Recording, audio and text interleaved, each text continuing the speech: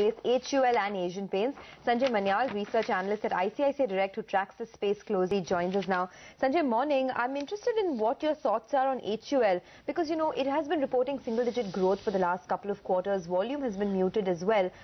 This time around, are you expecting any up move compared to what we've seen in the last couple of quarters?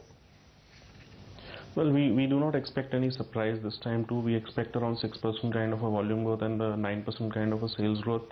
Though company has been able to maintain this kind of volume growth between 5 to 6% from last quite a few quarters, it has not been able to reach to the earlier volume growth which it has achieved during 2009 and 11 of approximately around 10 to 11%. So we expect around 6% kind of a volume growth.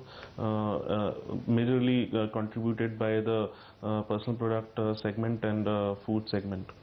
Okay, so what's the revenue growth you're going with now for this quarter? We are expecting 9% kind of a revenue growth and 6% kind of a volume growth. Okay, that's still better than than Agam's poll, which put it at 7.9 to 8%. Your expectation is 9%, and at the EBITDA, our poll threw up a 13.5% growth. So 1495, you expect them to do 1500 crores?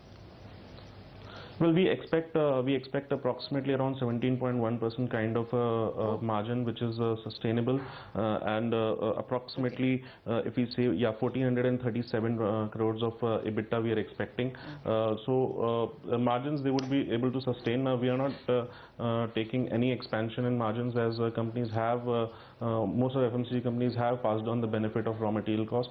So we are expecting strong, but maintaining the company would be maintaining the margin of approximately 17.1%.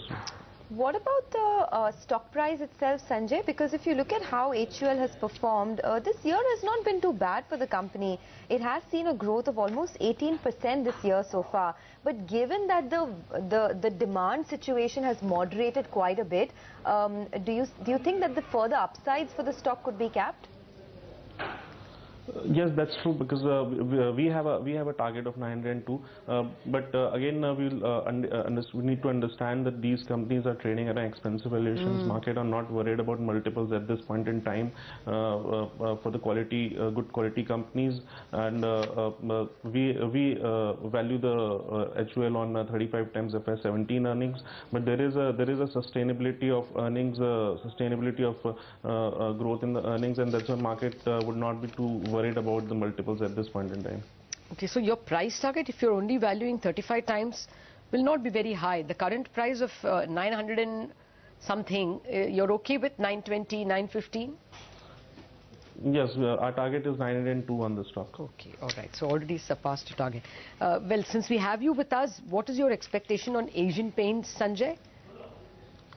In terms of revenues and margins? We are expecting again 9% kind of growth, revenue growth in for Asian Paints. However, we are expecting around 10% kind of a value growth. So again, company has taken a price cut in last 3 to 4 months, and that's why you will see the negative realization growth for the company.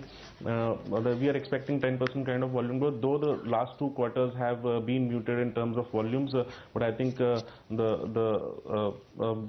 probably the visibility for the longer term is positive, and the company would be able to recover that kind of volumes which it has not done in the last 2 quarters.